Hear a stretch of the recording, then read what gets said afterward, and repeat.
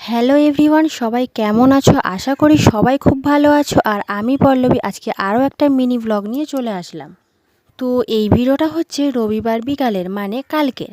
আমি কয়েকদিন ধরেই বলছিলাম যে কিছু একটা বানাবো, কিছু একটা বানাবো, তো বানানোই হচ্ছিল না। বিয়ের আগে তো প্রত্যেক দিনই বিকালবেলা কিছু না কিছু বানিয়ে খেতাম। আর আমার বিয়ে হয়ে চলে যাওয়ার পর আমার মা তো কিচ্ছুই বানায় না, খাবার বলতে বিশেষ করে আমিই বানাতাম টুকটাক বিকালে এটা সেটা খাওয়ার জন্য। মা তো বানায় না কিছু, আর খাওয়াও হয় না। আর প্রত্যেক দিন তো সবাই বাড়িতেও থাকে না, সপ্তাহের এই রবিবারটাই শুধু আমার দাদাও বাড়ি থাকে, আর ও সব সময় আসে না। রবিবার সবাই বাড়িতে ছিল বলে আমি বলি আজকেই বানাবো বলে যেমন বলা তেমনই কাজ। চলে গিয়েছিলাম বিকালবেলা, বিকাল বলতে 3:30টার দিকেই বেরিয়ে গিয়েছিলাম, একদম রোদের মধ্যে। মানে আমি এতই তাড়াতাড়ি গিয়েছিলাম যে দোকানদার গিয়ে দেখছি সবেই দোকান খুলছে। তো বাজার থেকে নিয়ে চলে এসেছিলাম 3টে রুটি, একটা লিকুইড দুধ, এলাচ, চিনি আর সাদা তেল। বলো তো বন্ধুরা কী বানাবো আমি তো বানাবো আজকে মিষ্টি। জানো তো আমার বর কিন্তু মিষ্টি বানাতে খুব ভালো পারে। ও আগে মিষ্টির দোকানেই কাজ করতো অনেকটা বছর, তবে এখন মিষ্টি দোকানে কাজ করে না, কিন্তু মিষ্টিটা ও ভালো বানাতে পারে।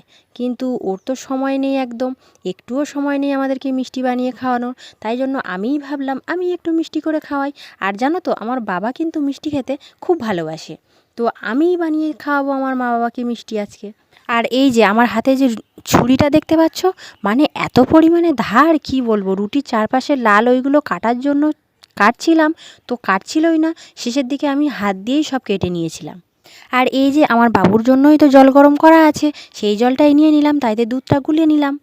এবারে দুধটা গুলে নিয়ে অল্প অল্প করে রুটিতে দুধটা দিয়ে আস্তে আস্তে মাখাতে হবে, একেবারে বেশি পরিমাণে দুধটা দিয়ে দিলে হবে না। আর হ্যাঁ, আরও একটা কথা তোমাদেরকে বলতে ভুলে গিয়েছিলাম, আমি যখন বাজারে যাই তখন আমার বর কিন্তু আমাকে ফোন করেছিল, করে বলছে তুমি কোথায় যাচ্ছ? আমি বলেছি বাজারে যাচ্ছি। তো বলল কেন? আমি বললাম মিষ্টি বানাবো আজকে, তাই জন্য একটু কিনতে যাচ্ছি। বলে কী দিয়ে মিষ্টি বানাবে বলে একটু হেসে দিয়েছিল, মানে আমি তো মিষ্টি বানাতে জানি না, ওই জন্যই একটু হেসে দিয়েছিল। আমারও রাগ হয়ে গিয়েছে, আমি ওরকম বলে দিয়েছি তুমি যেরকম পারো কিন্তু আমাদেরকে তো কোনো দিন খাওয়াওনি, আমি যেমন পারবো তেমনই করবো, ভালো লাগলে খাবে, না ভালো লাগলে খাবে না, আমি কী দিয়ে বানাবো বলবোই না বলে আমি বলিও নি।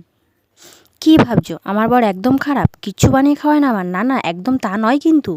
আমার প্রেগনেন্সিতে আমি যা বলেছি তাই করে খাইয়েছি, এমনকি শুধু বিরিয়ানি আর ক্রিস্পি চিকেনটা ছাড়া যা যা চেয়েছি তাই তাই ও করে খাইয়েছে। এখন একদম সময় পায় না, তো তাই জন্য আমিও বলি না, আর ও করে না। ওর কিন্তু তেমন একটা কোনো দোষ নেই, ও সময় পায় না তো কী করবে। আর এদিকে দেখো আমার রুটি মাখাও হয়ে গিয়েছে। আমি যখন প্রথমে রুটিটা মেখেছিলাম তখন একটু নরম নরম লাগছিল, আর আমি ভাবছিলাম মনে হয় গোল হবে না।